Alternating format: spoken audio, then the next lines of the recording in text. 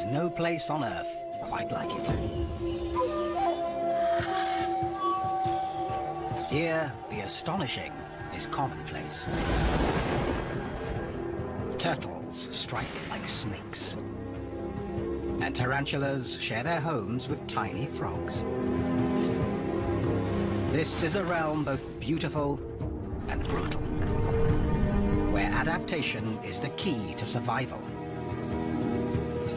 This is the wild Amazon.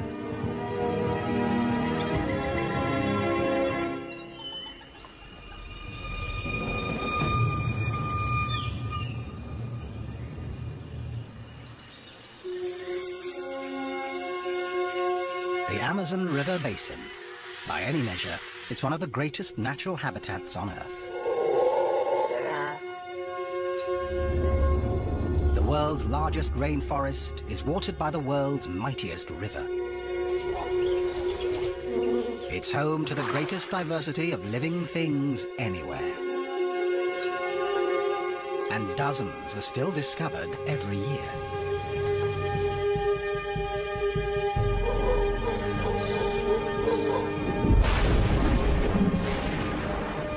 But the Amazon is changing fast, threatening the animals and plants that have thrived here for millions of years. Their future hangs in the balance.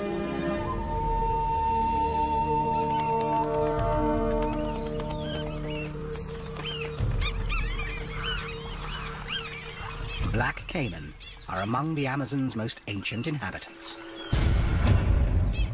These living fossils have remained almost unchanged since the time of dinosaurs.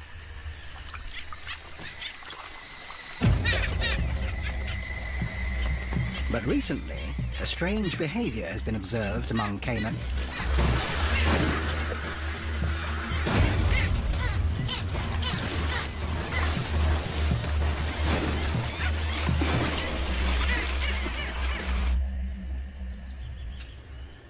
It happens during the dry season.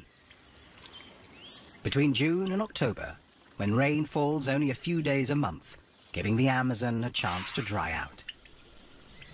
River levels drop, leaving shallow pools along the edges of waterways. The black caiman are quick to seize the opportunity. Birds take notice too.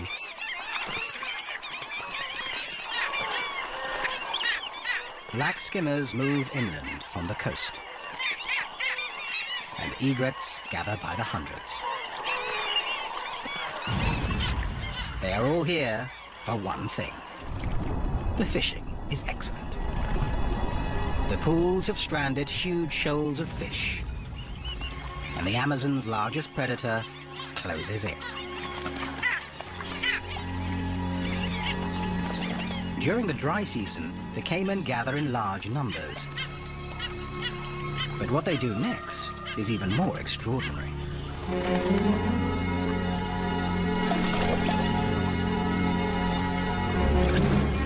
This strange behavior is still not fully understood.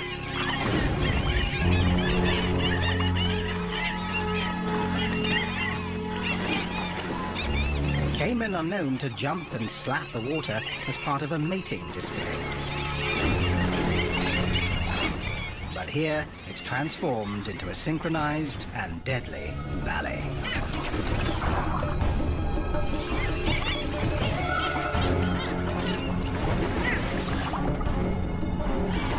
The caiman appear to be working in a pack to round up their prey.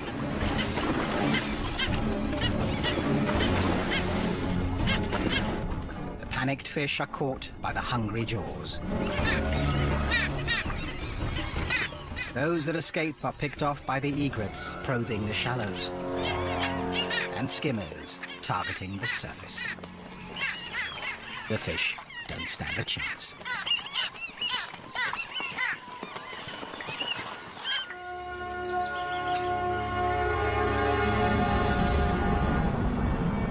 The Amazon basin dominates the northern half of South America, stretching over 400 million hectares. Weaving through this hothouse of weird and wonderful life is the Amazon River itself, flowing for more than 6,000 kilometers.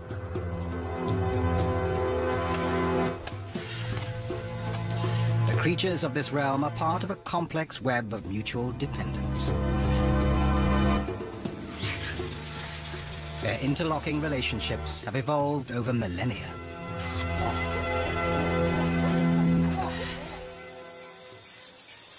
One of the strangest and most mysterious involves a very small frog and a very large spider. It is behavior rarely seen before. This dotted humming frog lives on the forest floor, a dangerous place, full of potential predators, including this burrowing tarantula spider. This nocturnal hunter, with a leg span of up to 16 centimeters, can easily catch mice and even small birds. It kills by injecting its prey with venom. The poison first stuns, and then, while the victim is still alive, dissolves it from the inside, so the spider can suck out the remains. Any creature would be keen to avoid such a fate. It seems the little dotted humming frog has made a fatal error in its choice of refuge. A tarantula's lair is a potential death trap, especially one filled with hungry babies.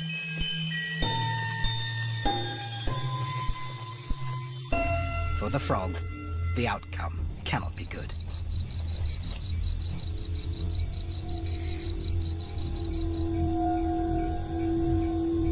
Once it's within range, the spider will pounce and inject its deadly dose of venom.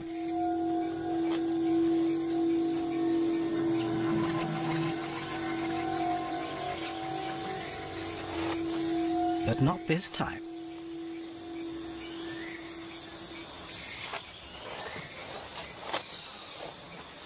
Hairs on the spider's legs allow her to detect chemicals on the frog's skin.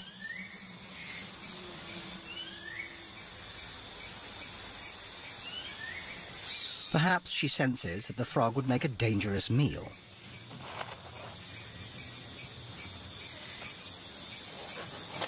So why welcome it into her burrow?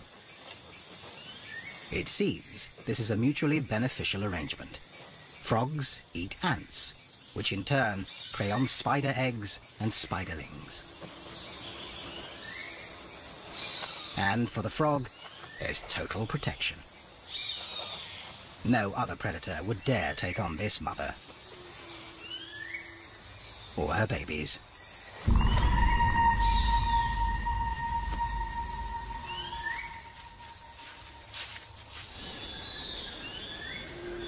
Nearby, another remarkable story of cooperation and adaptation is unfolding. It involves a tree, a bee, and a razor-toothed rodent. A forest plant and two animals earn South American economies millions of dollars a year by doing what comes naturally.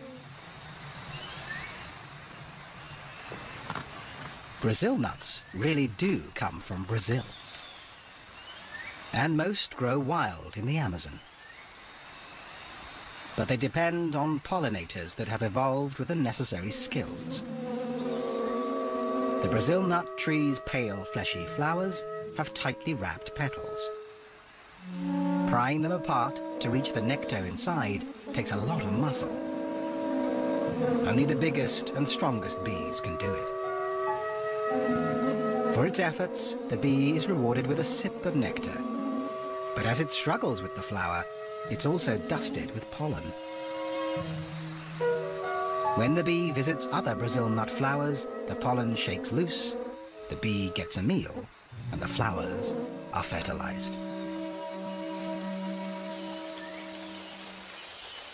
The third party in this tale is a little mammal whose efforts ensure the Brazil nut tree lives on.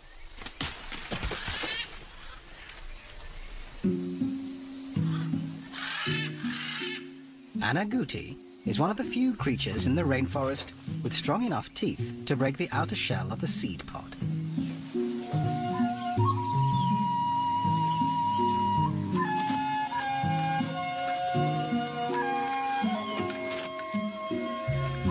Its reward is a hearty meal, packed with essential fat and calories.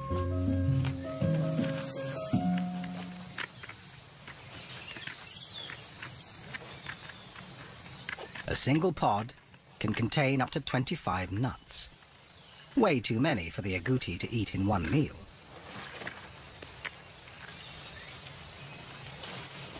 So he hides the leftovers.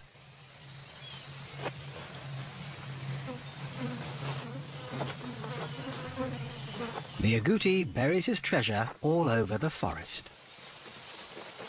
Some nuts will remain in the ground to germinate and grow into the next generation of Brazil nut trees. Ancient relationships like these are essential to the life of the Amazon. They have made the forest what it is today. But can they endure as the forest changes around them? Much of the Amazon basin lies in Brazil, where deforestation is a major problem. Trees are being burned to clear land for farming and cut down to meet the demand for lumber. Up to 80% of the logging is illegal. Now the forest may have a fighting chance with the help of an armed task force. The government has declared war on the illegal loggers.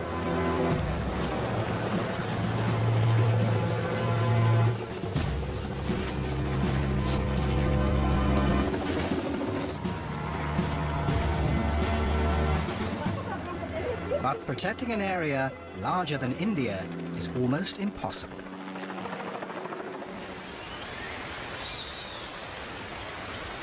Every day, the Amazon still loses 19 square kilometers of forest. And besides the trees, much more is lost. A complex living community filled with undiscovered secrets that could benefit all mankind. Among its other wonders, the Amazon is the world's medicine chest.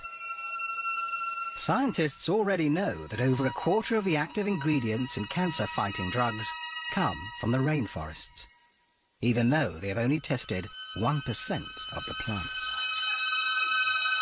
Some plants are packed with deadly compounds. They're the source for poisons like cyanide and addictive drugs like nicotine and cocaine. Countless other plants use poisons as chemical defenses. Unripe forest fruits are bitter, toxic, and normally indigestible. But macaws have little to eat during the dry season. They use their strong beaks and agile claws to extract whatever nourishment they can.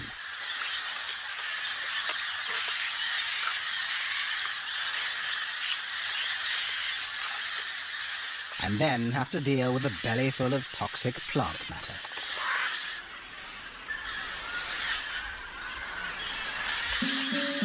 Like other parrots, they have found a solution.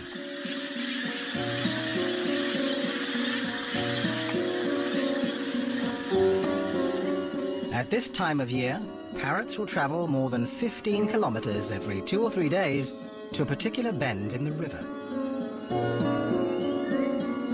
They're heading for clay banks, exposed by the river as it dries and recedes. Somehow, the birds have learned over time that clay neutralizes the toxins in their diet, which makes it an essential ingredient for surviving the dry season.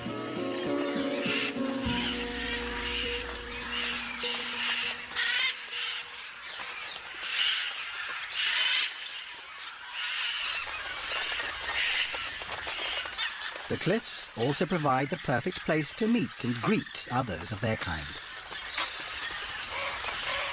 Macaws are the largest and one of the most beautiful parrots in the world. In South America, there are 17 different species, all with stunning and brilliant plumage.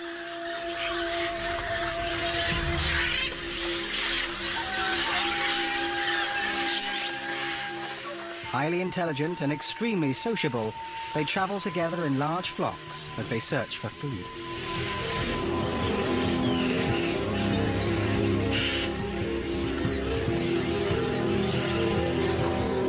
They carry on a seemingly endless conversation of loud squawks. Socializing is more than a way to pass the time. It's a chance to find a mate.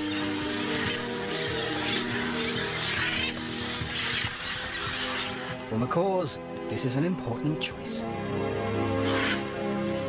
They mate for life. A faithful partnership that can last for 50 years. Macaws aren't the only creatures that must deal with plants that are poisonous, tasteless, or just difficult to eat. It's a common problem here, the plant's defense against voracious vegetarians. But few creatures are as ingenious as the Amazon's most numerous inhabitants. Ants. The leaf-cutter ants have been hard at work here for over 50 million years.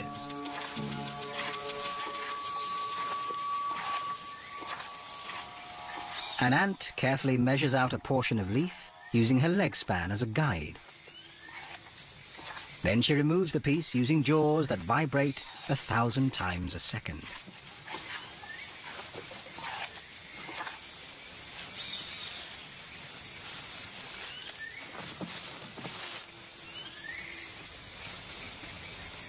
Leafcutter ants have an elaborate caste system defined by the size of the ant.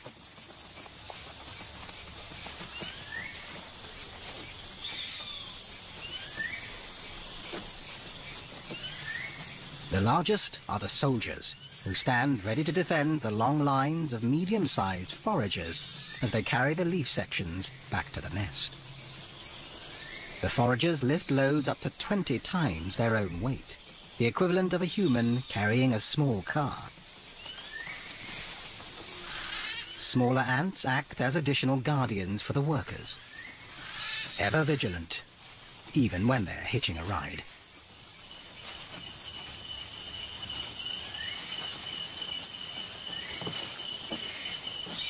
The leafcutter's underground nest can measure over 15 meters in diameter and be up to 5 meters deep.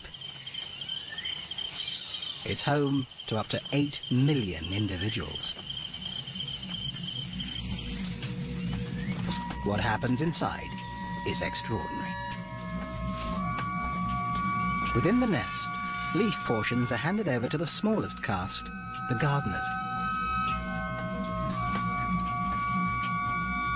They chew the leaves into a sticky mass and store it in special chambers.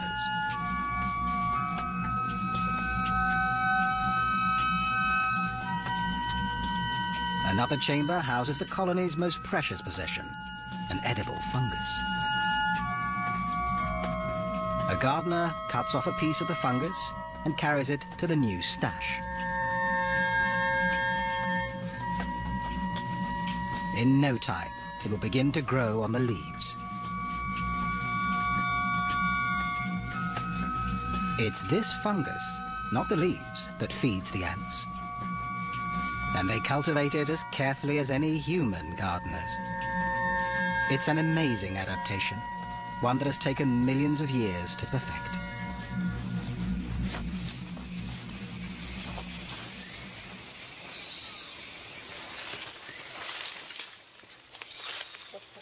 Unlike the leaf-cutter ants beneath their feet, the Matis people have never relied on gardening. Instead, they gather plants and hunt. One of nearly 200 native tribes still living in the Amazon, their first contact with the outside world was as recent as the 1970s. Since then, an estimated third of their population have been wiped out by Western diseases. And the survivors now live in the protection of a national park.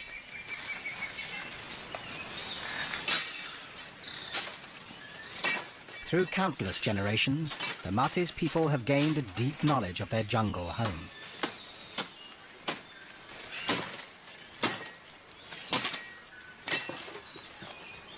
They understand how to make use of the poisonous plants around them. The bark of a liana is essential to their survival.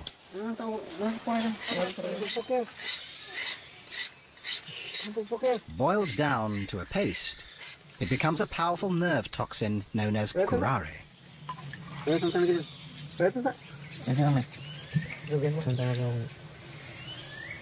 Curare can act in seconds, paralyzing chest muscles and suffocating victims to death. For the martis, it makes a perfect weapon for catching the fast and nimble monkeys whose meat they prize.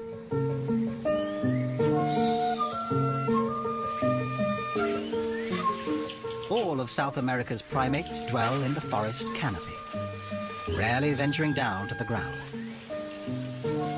Most eat whatever they come across, from fruit and flowers to insects and sap.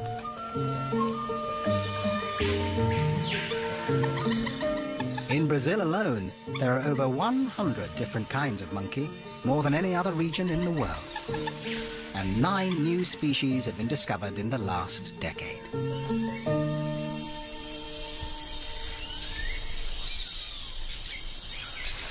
Common squirrel monkeys are one of the most successful.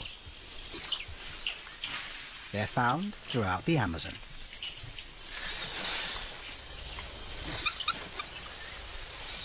Squirrel monkeys grow up fast, and by 10 months, they've left their mothers. But for a young, inexperienced monkey, life is precarious.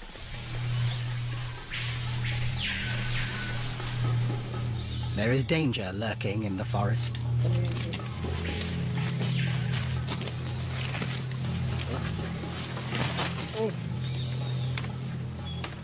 The martis tribesmen are on a monkey hunt.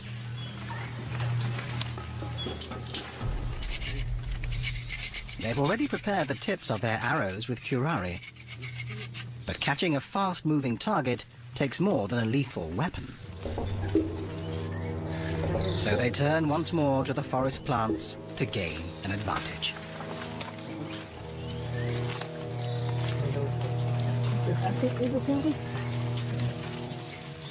They concoct a solution, mixing ebony plant in a little water. They drip it into their eyes.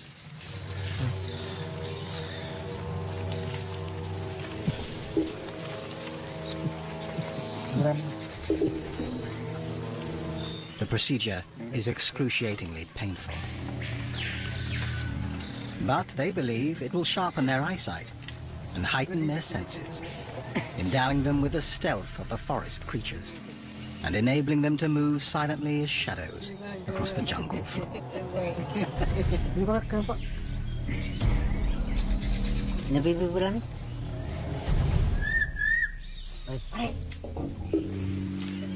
Armed and ready, they head into the forest.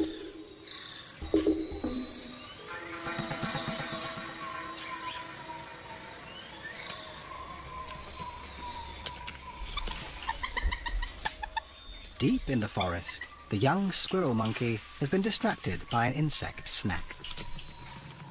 He's fallen behind the rest of the troop. Below him, a predator stalks.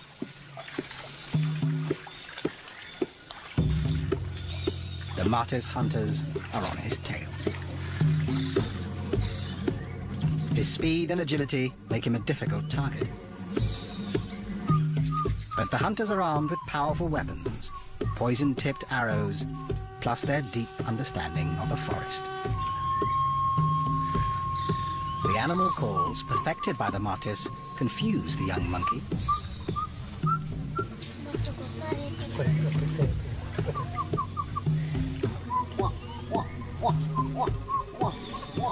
He's naturally inquisitive and moves closer to the calls. A fatal mistake.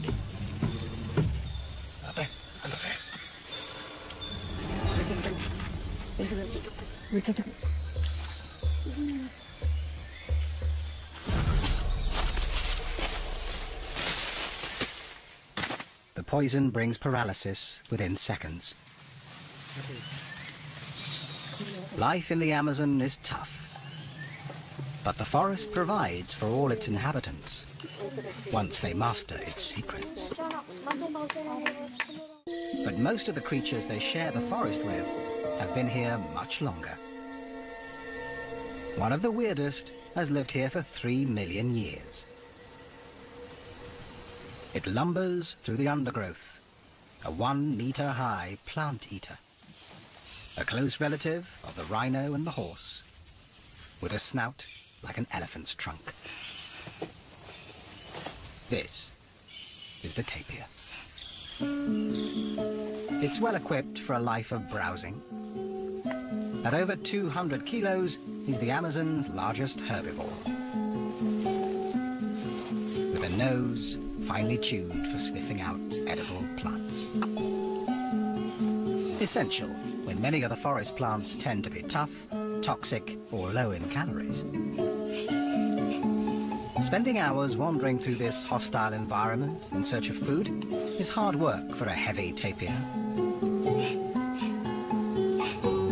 But it has to reach huge quantities to produce enough energy to survive.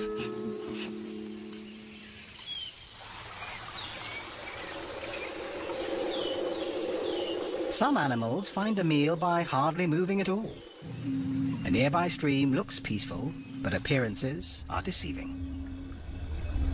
Camouflaged body armor is a useful asset for an ambush predator. Hidden in the leaf-littered shallows, it waits patiently for an opportunity.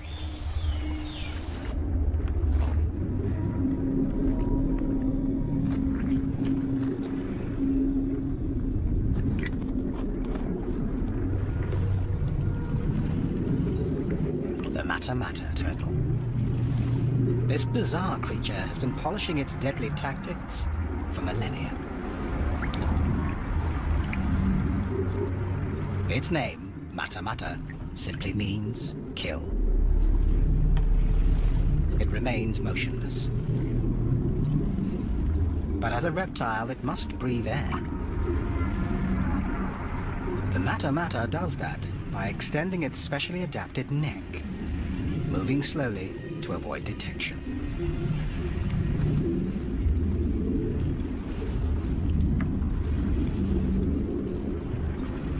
And using its snout as a snorkel.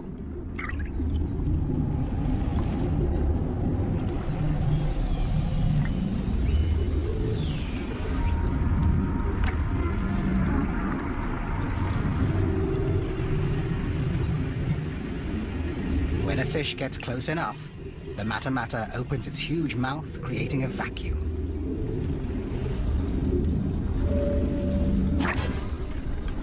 And sucks in its victim, faster than the blink of a human eye.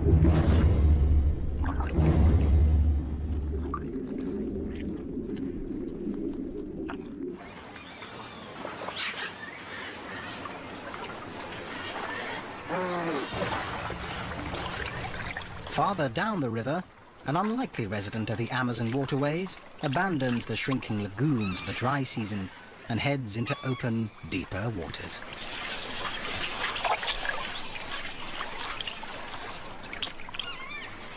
This is a male Amazon river dolphin.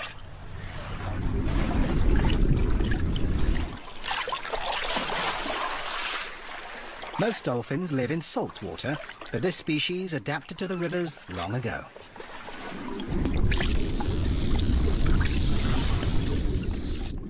Now the entire basin is his playground. Like other dolphins, he uses sonar to hunt. That comes in handy in these murky waters. But unlike his marine cousins, unfused bones in his neck make it much more flexible. A crucial adaptation when he hunts in smaller rivers, often choked with tangled vegetation and tree roots. Males and females stay apart for most of the year. But now, at the height of the dry season, this dolphin has come to a wide stretch of water, looking for a mate. When he finds a promising female, he begins a strange courtship dance. The male tosses a piece of driftwood around, perhaps to attract the female's attention. If she accepts him, the pair will mate.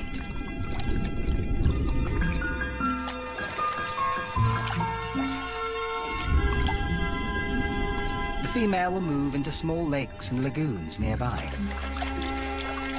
quieter backwaters that will provide food and shelter as she awaits the arrival of her single calf.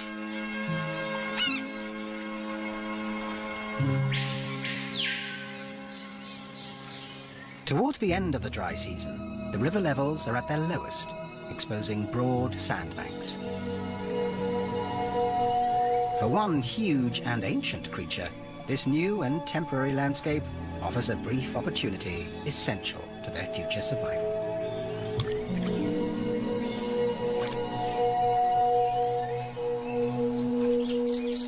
Female giant Amazon river turtles are on the move. They're powerful swimmers and may travel great distances. The females come to the same stretches of the river year after year.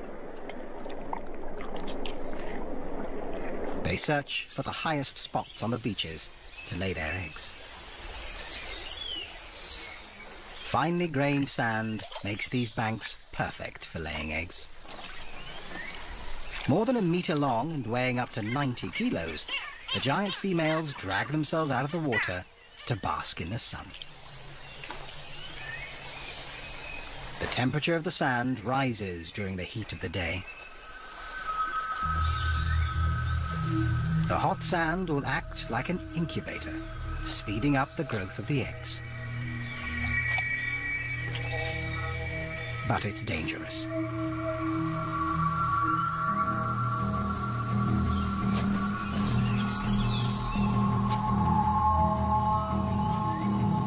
The Amazon's top predator is on the prowl. With one of the strongest bites of all big cats, a jaguar can easily puncture a turtle's shell. The females retreat to the safety of the water. The jaguar can wait, but the turtle's clock is ticking.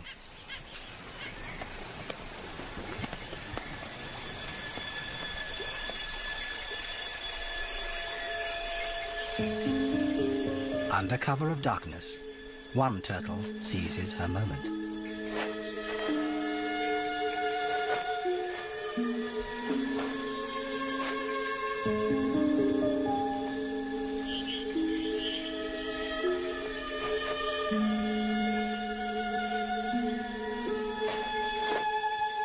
Once the hole is dug, she lays her eggs and covers them gently with sand.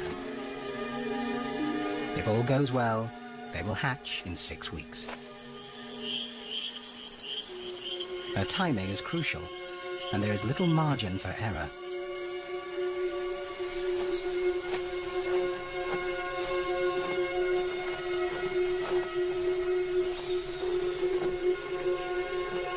In a few weeks, the rains will return and the beaches will be washed away.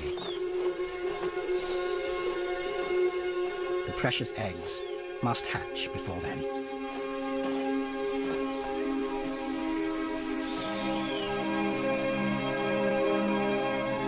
It's a precise timetable, and the turtles have followed it for countless generations.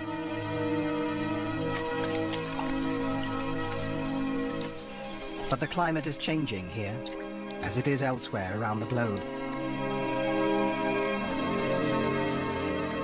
If weather patterns shift before the turtles have a chance to adapt, they could be doomed to extinction.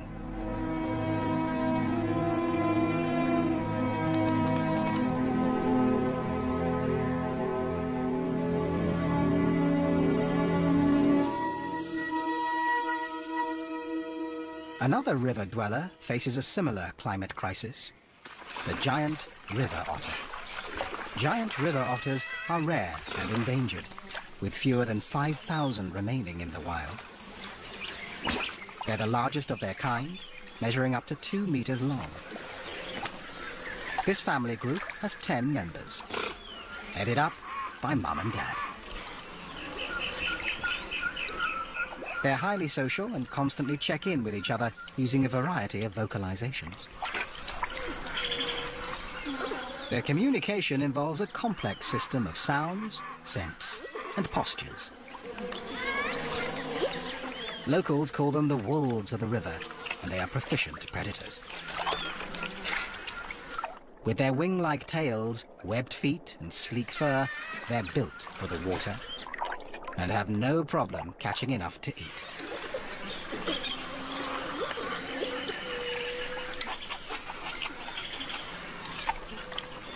Each otter feeds on up to 4 kilos of fish a day. Every year at the start of the dry season, the mother otter relies on river levels falling to expose patches of dry land where she can make her den.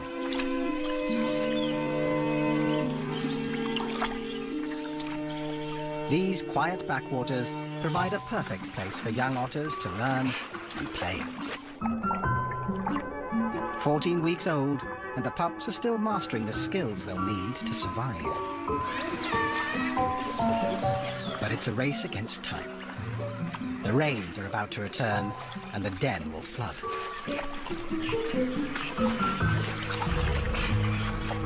If weather patterns change, it will challenge this finely tuned parenting plan.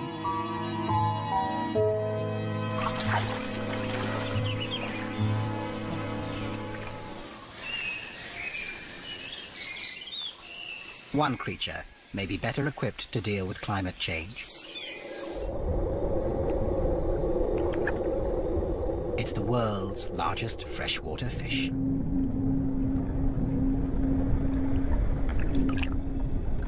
The pirarucu can grow to 3 meters in length and weigh more than 2 baby elephants. It lives in slow-moving waterways that are murky from decaying vegetation. Tannin in the leaves turns the water acidic. Not ideal for most fish. And as climate change causes temperatures to rise, oxygen levels are likely to fall even farther. But the pirarucu has an amazing secret weapon. Along with its reduced gills, it has evolved with an air bladder that acts like a lung.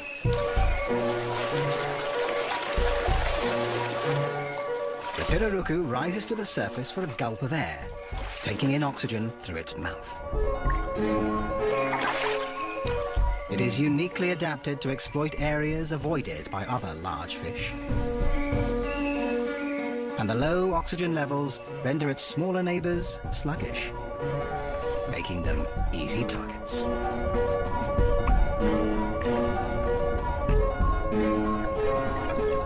Its adaptation may give the pirarucu the winning advantage in a changing world.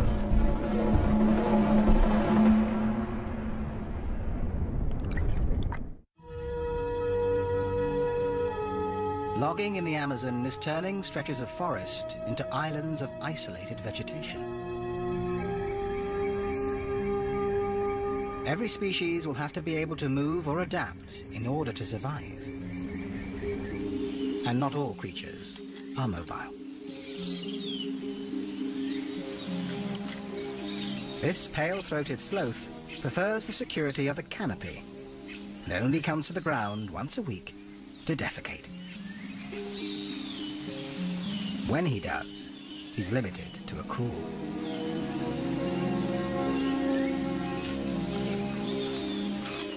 The sloth lives solely on leaves, a low-calorie diet that provides little energy and is difficult to process.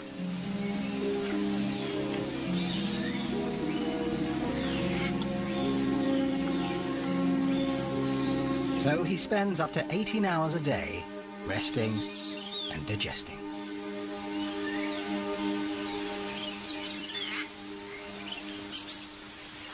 This sedentary lifestyle explains how the sloth got his name and his reputation for being lazy.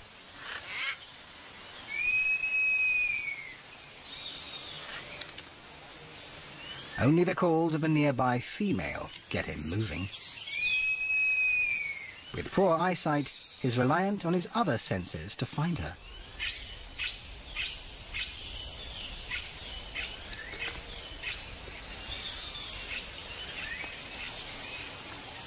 Her lichen-covered fur makes her even harder to spot among the branches. It's also a cozy bed for her 3-month-old baby boy.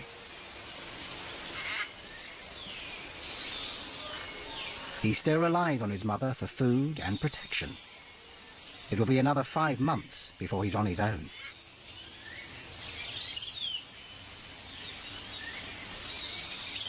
But she's ready to mate again.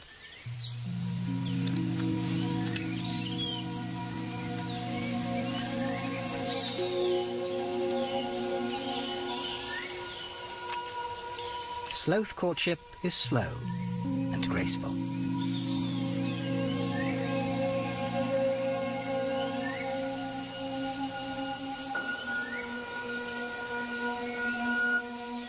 But she may reject him with her baby still around.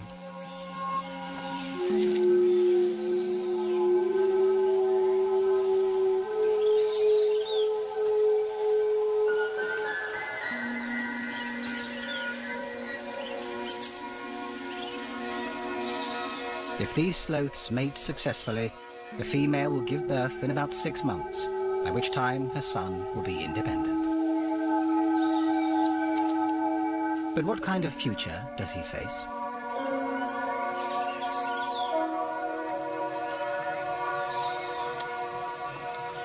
The sloth's home in the forest canopy is an uncertain refuge. Their lack of mobility makes it difficult to adapt to changing conditions. They're too awkward and too slow to move safely across open ground. As the forest becomes more fragmented, they could be doomed to extinction.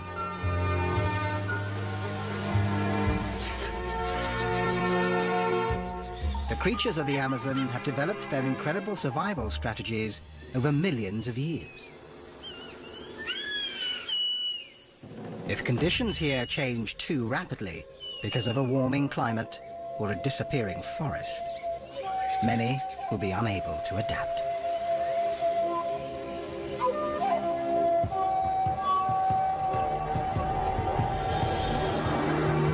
This time, they're fortunate, and the rains are arriving on time. As a new season begins, the waters rise again.